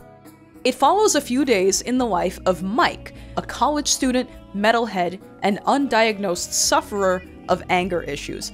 He hates his life, hates his class, and takes his friends to a lame party, which they all hate too. After several beers and a musical number where most of the instruments are pee and beer, Beer! Psh, goo, goo, goo, pss. Beer! Psh, goo, goo, goo, pss. he works up the nerve to tell a girl at the party about this series he's working on. But she's not interested, and he takes it pretty hard. The next day, he soothes his rejection by jorking it. There's no warning about this, by the way, it just happens. And Mike thinks to himself, you know, all he wants is to just be close to another person. Anyone. And then a sexy purple skunk girl literally materializes on top of him. It is at this point that I need to stress that this is something he made, the actual Mike in real life, made for a college class. He played this wish fulfillment cartoon in front of an entire class.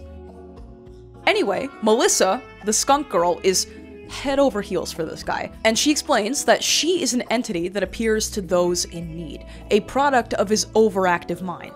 And crucially, she makes sure to appear in a form that he could not possibly resist. An anime skunk woman with tits. Mike does that classic anime trope where he's unsure how to proceed, and meanwhile the manic pixie dream girl is aggressively coming on to him. But it works. They fall madly in love, and he promises never to forget her, even when he inevitably will move on to a flesh and blood girlfriend. Again, she's just a figment of his imagination. And then it abruptly ends. And even though I swore that this was an hour long, it actually only has a runtime of 15 minutes, and 2 of them are just the end credits, which is a still image with music. Now, don't get me wrong here.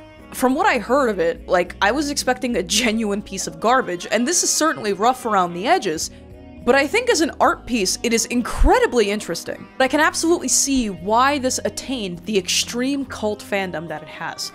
So first of all, it does have kind of a weird, ugly, adult swim edge to it. Some might call it hardcore plus awesome. Second, and this is interesting, a lot of it is animated fluidly, but overly so. It is overly articulated. Most of the sequences are animated on ones, which means that instead of a new image every 2 frames, it's every 1 frame. Here's a visual aid. And in case you didn't know about this stuff, animating on ones produces a slower and more laborious look. Whoa! What the f, dude? Don't touch me! Oh, no, I'm sorry. Dude, what the f? Kind of clunky and weird, and for the most part, too artsy for mainstream appeal. But it definitely fits here. It works. Now, for the negatives, and there are a few, you could make the argument that the art is very stylized, but it does largely come across as lacking competence. The anatomy doesn't really make any sense, backgrounds are sloppily thrown together, the extreme close-ups are at times very hard to read, and what makes that even funnier is that towards the beginning there's a scene where Mike is in class and his art professor is explaining the importance of good composition, and that the framing is that his professor's like a pretentious idiot. The rectangle gives the frame compositional significance. The rectangle provides order and symmetry to an otherwise orderless and chaotic frame. This fucking rectangle is the best thing ever. Which is very funny, given that composition is probably the weakest link throughout this entire cartoon. Here are a few shots to illustrate my point. You literally have to take a step back from the screen to fully parse what you're looking at. This thing is really worth its own video, and I definitely plan to make one, but to quickly sum up, Mike and Melissa is a terrifying and hilarious short film with eye-catching animation, scary music, psychological horror, and a rambling plot that concludes with a manic pixie dream girl surrendering herself forever to the main guy. And if you were curious, no, she has no purpose of her own outside of being a cool girl who barely wears clothes. Wonder Bread Guy. Wonder Bread Guy, also known by the alias Murlogic, is a real-life, true urban legend. Back in 2016 on Tumblr, word of mouth began to spread, alleging that out there was a mysterious man who would spare no expense to commission any and all artists he could possibly find to draw his favorite thing. Wealthy women buying ridiculous amounts of Wonder Bread at the store. You might be thinking, why would someone spend allegedly thousands of dollars to have people draw the same image for them over and over? Probably because they have a compelling interest. Lesser known is his interest in deforestation and gas-guzzling cars, but the general theme that he's into is ludicrously wealthy, selfish, destructive women who wreck the environment and just everything around them. Now, he popped off on Tumblr in 2016, but there's a lot of evidence that he had been spending money on this artwork for much longer than that. I actually had the chance to interview him in my first ever video, and though he would not name a specific dollar amount that he spent on all this stuff, he compared the amount of money to all the gold bars at Fort Knox. The answer is nobody knows, and I don't even know, so that means no one is ever going to know, but just note that since people charge different rates and you have to calculate all those different rates, it's like an impossibly incomprehensible number. So to make, fun out of it, when people say, how much money have you realistically spent? I'm like, I don't know, how much money is there in the Federal Reserve? How much gold bricks are there in Fort Knox? So as a rule of thumb, if you ever come across some fan art online with Wonder Bread conspicuously present, it's one of two things. Either joke art that references the infamous Wonder Bread Man, or an actual commission. And he will literally commission anybody. Infamously, he commissioned an artist named Shadman to draw him one of these pieces. He claims that he had no knowledge of Shadman's predilections for drawing art of little girls, real ones who exist in real life. I found this claim very hard to believe, but I wanted to get his response, and this is what he said. Before I even got to that point, I'm just a little young Mur going around asking people for different commissions. I don't do background checks on any of the characters that I, ask for commissions because, So let me stop you right there. One quick thing. I'm just curious how that's the case because Shadman is the type of guy where his reputation absolutely precedes him, and I would find it very difficult to approach him for art, not knowing anything about him, Look, I know it sounds unbelievable, but I truly do believe that I am the commission equivalent of Forrest Gump, where I just run into people and I just ask them stuff, and then one thing leads to another. homeless ant carrying bag on stick. This is another one of those traditional illustrations that blows up as a meme, and no one inquires as to the origin, and then it just like disappears overnight. So real quick, the ant carrying bag on a stick meme took off on Tumblr first in 2021, and the typical template goes something like, person I dislike once I tell them they're not allowed to bother me. So basically this is meant to express the delusion that telling people online to stay away or stop trolling you will get them to stop, as opposed to encouraging them.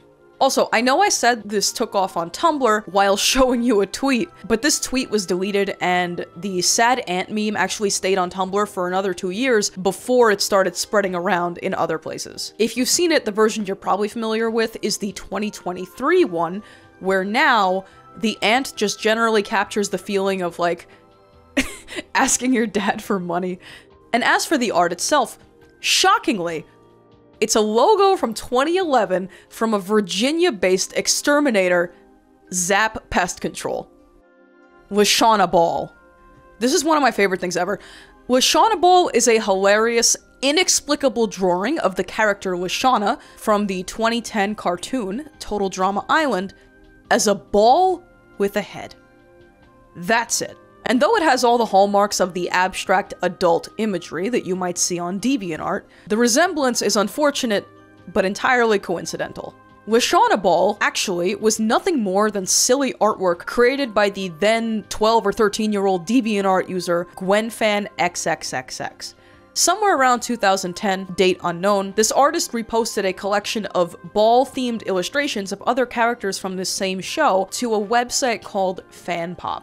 And for reasons that no one can fully articulate, for whatever reason, the Lashana one just took on a life of her own. Like Loss, and like Amogus, and like so many before her, Lashana Ball was such a simple shape and color scheme that it became trivial to start seeing her everywhere. Granted, she never had remotely the same kind of like pattern recognition craze that Loss or Amogus did, but there have been several notable Lashana Ball appearances in the wild. I even made my own out of a pomegranate and some acrylic paint.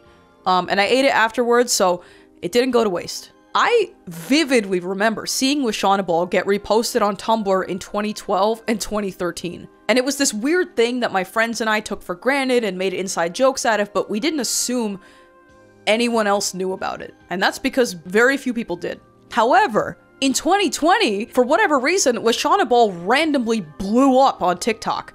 Throughout the summer of 2020, Lashana disciples just like spammed videos on TikTok that were nothing but her face and the theme song from this completely unrelated Disney show called Ant Farm. This absurd format renewed Lashana Ball's popularity and resulted in many more Lashana shapes being added to the lore by artists who were interested in her.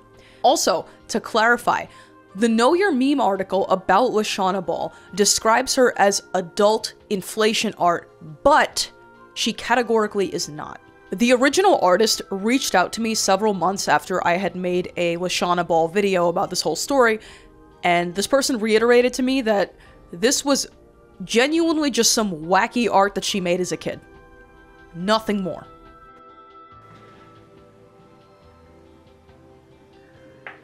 I had to reshoot this because I literally finished filming and the camera and teleprompter and all my lights fell over.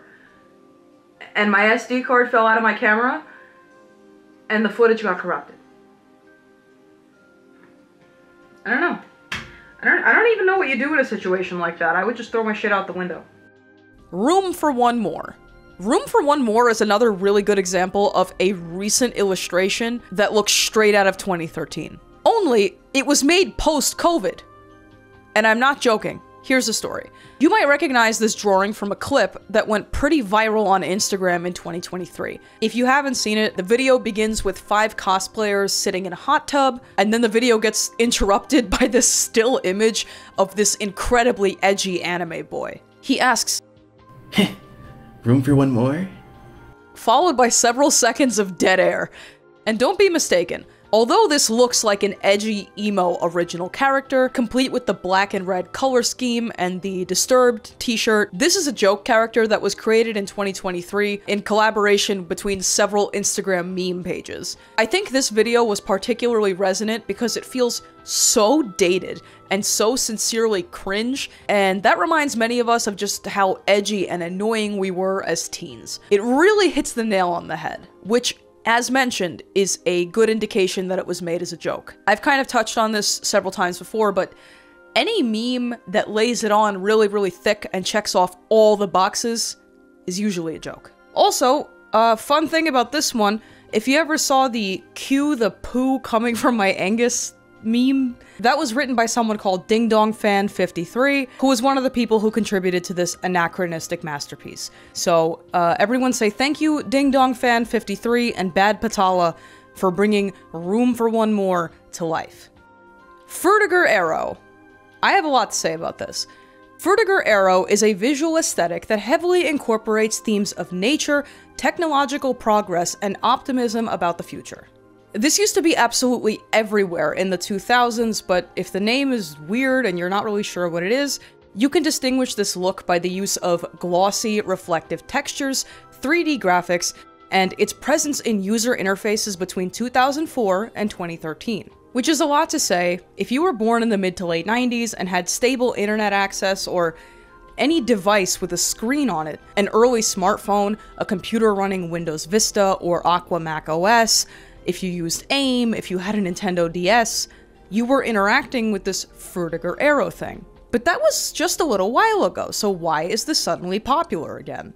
Well, there are some practical reasons, and some troubling ones. And if you hate historical revisionism, you're gonna hate this. So in 2022, seemingly out of nowhere, Frutiger Arrow as a search term blew up. Suddenly millions of young people born after the movement had basically ended found themselves yearning for its return. So they make stickers and sell clothes and make art. A lot of art. And most of it is getting this piece of recent internet history hilariously wrong. Frutiger Arrow only looks like this. Not this, and definitely not this. And yet, thousands of young people on TikTok who learned about it last Tuesday are making art and photography and 3D renders based on this supposed recent past, where it looked like everything was right on the cusp of being amazing. They cannot help but yearn for a time they never really experienced, that they feel was robbed out from under them, especially compared to the world that they see right now. This is how you end up with Frutiger Arrow collages that feature Windows 95, VHS scan lines, Vaporwave, and technology made way before or after Frutiger's heyday. I've also seen a bizarre offshoot where it's like Frutiger Arrow liminal spaces in the back rooms, and there's like a creepypasta flavor to it. So what's going on? At the risk of being overly personal, why are the aesthetics of my internet childhood suddenly back as a strange, reanimated corpse with random parts stitched on? And I know that's like a quite intense metaphor, but I vividly remember what Frutiger Arrow looked like. And this modern iteration is not it. Anyway, the practical reason that Frutiger Arrow is back is because, obviously, the 20-year trend cycle. It helps that people who are nostalgic for this stuff are in their 20s to 30s. A pretty reliable demographic to sell trinkets to. So that part makes sense. But here's a question. At what point did you know that this had a name? Because if you actually grew up with Frutiger Arrow, you didn't call it that. No one did. It was just how stuff looked. If you weren't aware, and I was surprised to learn this myself, the name Frutiger Arrow was coined in 2017 by the artist and journalist Sophie Lee. That is, this aesthetic got kind of rechristened after the fact. So it might have been that Frutiger Arrow was destined to have a renaissance online anyway, but giving it a name helped package it in a way that made it searchable and trendy. And if you were curious, at the time that Frutiger was actually a thing, designers knew it as Web 2.0 Gloss. So, not as catchy of a name. But the fact that people too young to have experienced it directly know this indicates to me that the functional popularity of Frutiger Arrow right now is to just funnel clicks towards a trendy search term. You know, they're just trying to sell you stuff. That part's obvious, but it runs pretty counter to the thesis of this aesthetic. The idea that the future is a clean and glossy place where nature and industry coexist. But it feels to me that there's something much more psychological about this trend than similar aesthetic revivals online. And don't get me wrong, right? Any modern attempt to recreate old aesthetics are always going to get things wrong. They're always going to smash stuff together. But it seems to me that trend cycles are getting shorter. Some so short that they are actively within recent memory. And I think this really does go deeper than just a cool aesthetic. The emotional thrust of Fruitiger Arrow, and the reason that I think it's really taken off with young people, is that it represents, quote, the future we were promised. If you open the comments on any YouTube video or music playlist or image or anything labeled Fruitiger Arrow, you will see this phrase.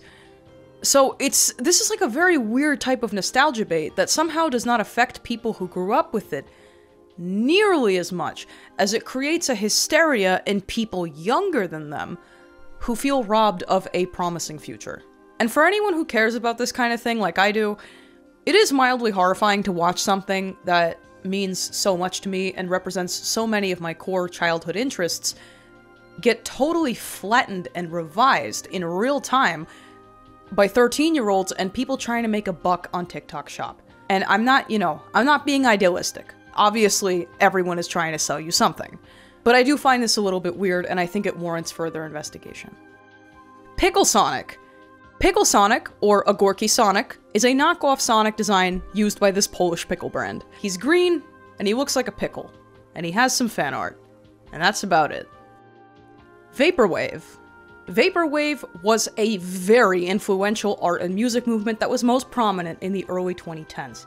As a visual aesthetic, Vaporwave often relies on early internet imagery, Greek busts, anime, logos, and lots of pink. A kind of symmetrical internet collage made of pre-existing art and intellectual property, which segues nicely to the music half of this thing. As a music genre, Vaporwave features very slowed down samples from the 80s and 90s, often chopped and looped continuously. It has a very warm and haunting elevator music quality to it. And even if you've never heard the phrase Vaporwave in your life, if you're online a lot, there's a decent chance that you've heard this song.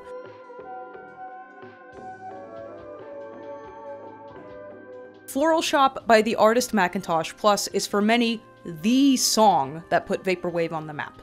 So how and why did this thing emerge? The Vaporwave page on the Aesthetics Wiki website offers a pretty concise explanation. Quote, Vaporwave is widely interpreted as some ambiguous critique and parody of consumer capitalism and technological utopianism, using the dead aesthetics of a recent past to evoke a sense of nostalgia for a future that never materialized. Kind of exactly like how people right now uncritically treat Fruitiger Arrow. Much to think about. Now, if you want to get really specific, the visuals of Vaporwave are heavily influenced by something called the Memphis Design Group, which ran from 1981 to 1987. Their work would be massively influential just a little bit later on in 90s design language. And to make it less abstract, Memphis Light, the successor to Memphis Design, is probably what comes to mind for you when you think of the 90s. Bold colors, grids, gradients, that specific triangle that was everywhere, the iconic 90s Dixie cups, which by the way, I don't think the Dixie design was ever a Memphis thing, but it really feels like it fits. And as for the music half, Vaporwave as a genre began as a subgenre of something called hypnagogic pop, which I think is like pop meant to put you to sleep. And that's more or less what Vaporwave sounds like. There are tons of variations, but the core of this music is slowed down samples, usually muzak, jazz, and 80s pop. Bonus points if the sample is Japanese. People used to go crazy for that. So Tumblr, as well as a music sharing website called SoundCloud, were instrumental in the early 2010s in spreading Vaporwave to the masses. Tumblr in particular combined the visuals and the music in a way that was uniquely suited for people who spent a lot of time online, especially people who ran something called aesthetic blogs. Like many people in the 2010s, I was first introduced to Vaporwave through these really intriguing aesthetic pictures that I kept seeing on Tumblr, alongside this weird type of music that I'd never heard before. It was very interesting to me, and multiply that by several million people and you get the enormous popularity of Vaporwave well into the 2010s.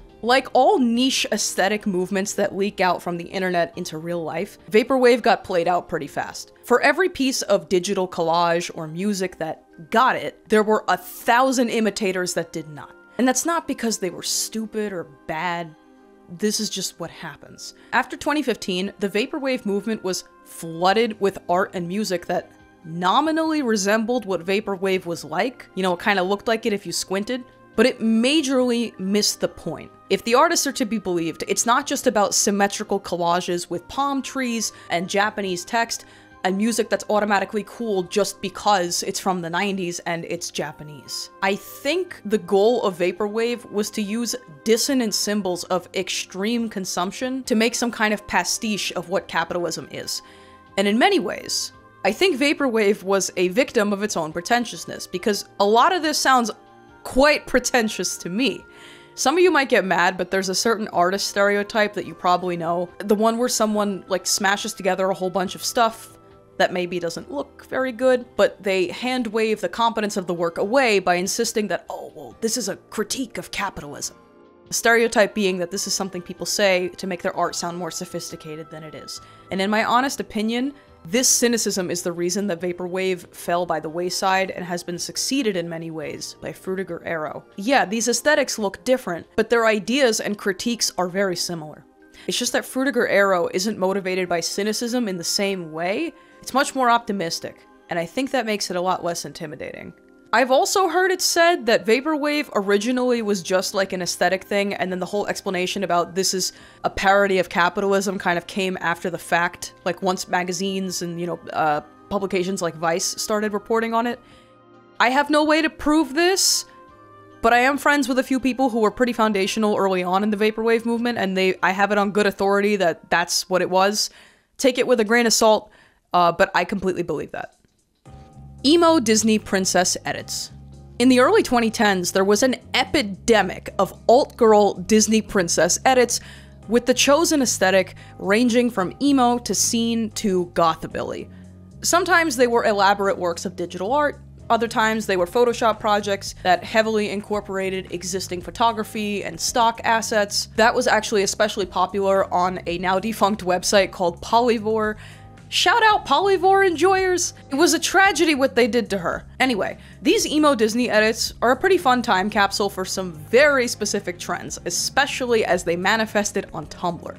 Now obviously, Disney princess art like this has always been around, and it's pretty hard to pinpoint where this specific variety began, because there are a lot of these. But they always had a uniquely Tumblr flavor to me. Galaxy print, that one Instagram filter, huge plugs, never 00, always like 7/8 for some reason. It goes on. And what's also really interesting about these is that if you're alternative yourself, you can absolutely tell which of these were made by alt people and which weren't. Like, these seem realistic to me. I have seen some version of this person at concerts all the time. This one is borderline. The Red Hot Chili Pepper shirt is throwing me. And then you have these. These always struck me as how a not alternative person thinks alternative people dress, and I'm not dragging them. I don't actually think it's like a big deal. These edits are harmless fun, but I do find it funny. Let me know in the comments if you know what I'm describing, by the way. All in all, Disney edits were a cute, ephemeral moment in early 2010s internet culture. And that's about it. Quirk Chungus. Okay, listen. A little while ago, I made a TikTok that blew up and I wasn't expecting it to, about Quirk Chungus, but because I only had 3 minutes to try and describe this phenomenon, I didn't really get to articulate everything that I wanted to, and I got dragged crazy in the comments. And I understand where people were coming from, so I'm gonna make another stab at it, and I am going to try and explain what Quirk Chungus is. I put Quirk Chungus in this tier because understanding this requires a mid-level knowledge of many, many different components of internet culture. The term Quirk Chungus comes from this satire illustration originally posted to iFunny in 2020. And the whole thing is a scathing read on the worst aspects of millennial culture online. Quirky adults who infantilize themselves, who act out anime or otherwise like performative mannerisms that in real life come across as unself-aware and weird. Basically, maladapted man-children. Obviously, this is much more of a thing online than it is in real life, but as with all things, the vocal minority is overrepresented. And again, when I made a TikTok, there were a couple points that I really wanted to address that I literally just could not for time. One of them being, I am aware of the irony of wearing a silly hat like this and talking about infantilized adults, but I do actually think there's a very interesting psychological substrate going on with this whole thing. Another one being my observation that Quirk Chungus hate is applied equally, but I would say very differently, to women and men. And the men are by no means exempt from the hatred. So if you don't know, the entire soy male phenomenon online captures the archetype of a typically millennial male who is not masculine, who replaces basic adult milestones with video games, anime, and consumerism, and who is oftentimes a human doormat for his baby-talking girlfriend. On the other hand, in my opinion, the mockery of Quirk Chungus women is implicitly rooted in the fact that, to be very blunt, they are not hot, and therefore hard to fetishize, and therefore it is just way easier to make fun of them. Now, by contrast, the e-girl archetype that you might see online is also infantilized, but in a different direction, and obviously for more sexual reasons. And even though e-girls do get totally eviscerated and mocked online, there is something about the Quirk Chungus hate that feels distinctly schoolyard bully. I remember being in middle school and high school and feeling heartbroken watching girls who acted like this. A lot of them were autistic, girls who just didn't get it, so to speak, and just watching them get absolutely shat on for being themselves. But I also felt relief that it wasn't happening to me. And I think that's real. Now, for what it's worth, the Quirk Chungus pejorative does make some valid observations, so let's start with the woman first. It is weird to infantilize yourself in your 30s, especially when it comes to using very childlike language to describe intimate activities, which is something I have observed uniquely affects this type of stunted millennial woman. And also increasingly people who use TikTok words in real life, like saying corn as opposed to what they actually are trying to say, or saying unalived. That shit is weird. I think it's a similar impulse coming from a different place, but yeah, don't do that. Now, in that TikTok I made, I mentioned that in the early 2000s, the time when these women were coming of age, the early 2000s were incredibly uncompromising when it came to the standard of beauty. If you were a teen girl then, you were simultaneously told that being thin and sexy and desirable was at once required of you, and also made you vain and self-obsessed and a bimbo for trying. But if you didn't try, then you were just ugly and fat, which was of course a fate worse than death. I don't think people remember how bad it was.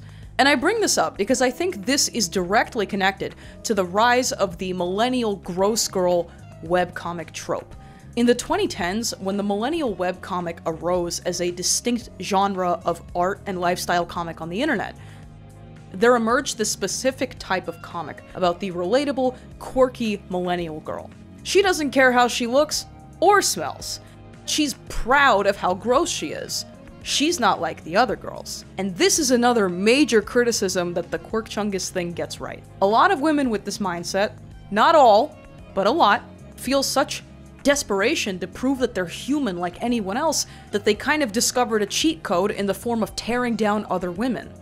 Now, some of them were just being rebellious, some of them for whatever reason didn't seem to know any better or didn't want to know any better, some of them just genuinely hate other women, that's a thing, but outwardly, it all kind of reads the same. Now, moving on to the legitimate critiques of the guy.